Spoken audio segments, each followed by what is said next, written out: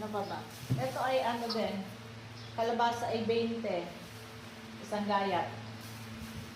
And then okra na 1, 2, 3, 4, 5. Pero 5 piraso ay 20.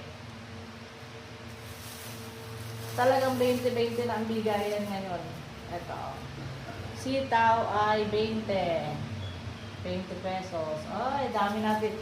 Tayo ngayon ay vegetarian na. At saka ito ay ano, yung talong. Ayan. 20 din. Ano ba yung binili ko? Ito. Ito ay guyabano. May kasama pang dahon. Oh, ay, pwede pang itanim.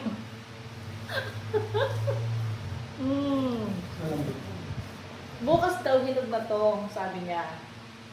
Tapos, ayan, pwede pa natin gawin tea yung dahon. Gamot daw to eh.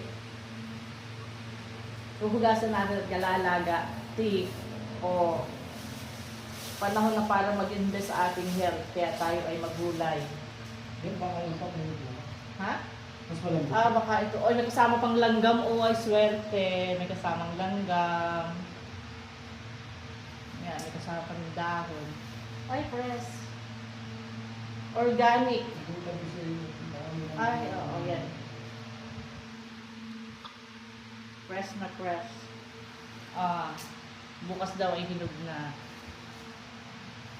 Tayo ay magiging vegetarian na. Mahirap pag tumatanda at karne ng karne.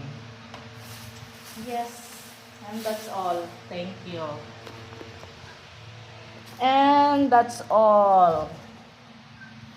Ipapakain ko yan sa aking bianan. Pauubos ko kay nanay.